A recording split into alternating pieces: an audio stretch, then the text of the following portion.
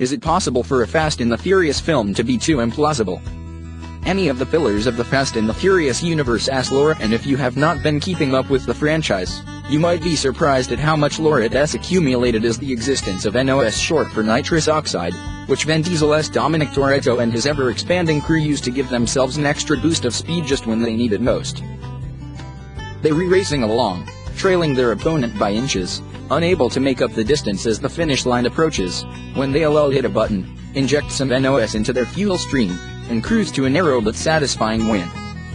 The Fast and the Furious series hit the NOS button with 2011's Fast 5, which transformed it from a string of movies about people who race cars into a globe-trotting action franchise in which cars are occasionally and increasingly less plausibly involved. Bloomberg neatly documented as much in a statistical breakdown which showed the time spent on actual car racing dwindling to a measly 33 seconds in 2015's Furious 7.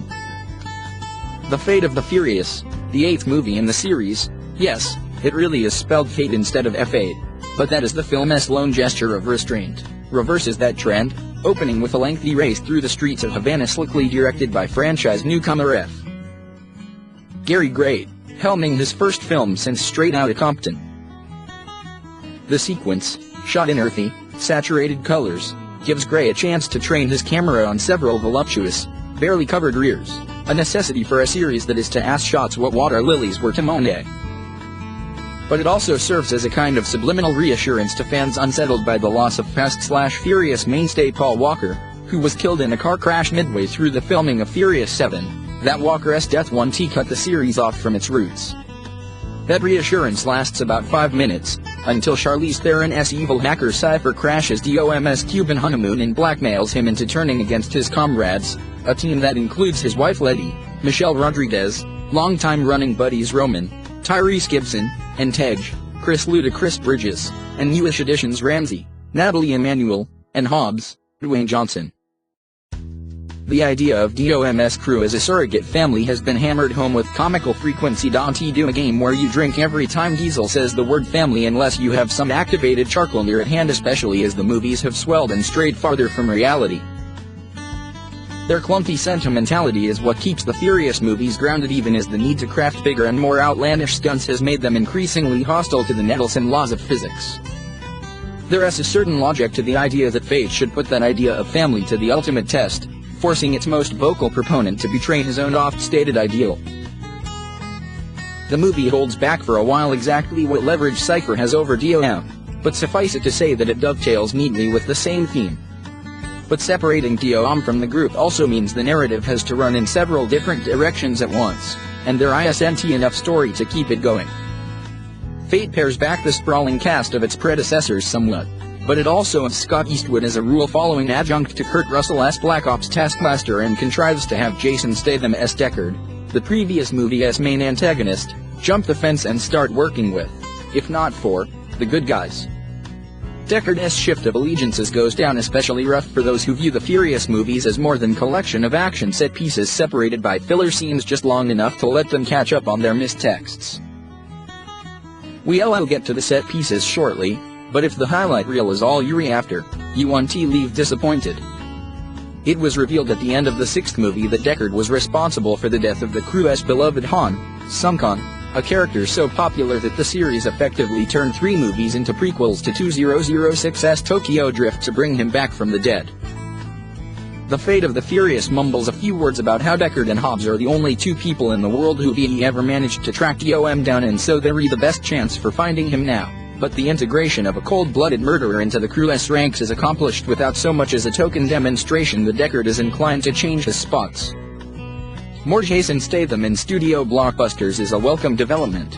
There is a sequence near the end of Fate that involves Statham killing his way through a crowd of henchmen while toting an infant car seat that's like the Crank 3 we're unlikely to get.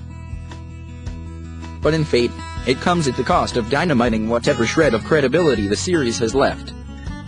One can make the colorable claim that credibility matters little in a movie in which Vin Diesel drives a flaming car backwards through the middle of a city and an orange Lamborghini is chased across a Russian ice floe by a submarine. If the question with which you approach the Fate of the Furious is does it feature a sequence in which self-driving cars speed through the windows of Manhattan skyscrapers and smash onto the streets below like very expensive rain, then yes, you are likely to leave fulfilled. But even within the world of the Furious movies, where vintage American muscle cars are sturdier than tanks and faster than jet planes, some of Fate's stunts are difficult to embrace.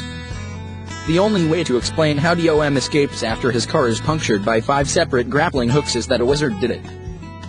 It is worst in the sequence where Hobbs and Deckard fight their way out of prison, with Johnson throwing bodies dozens of feet in the air and Statham springing off walls as if he has been bitten by a radioactive spider.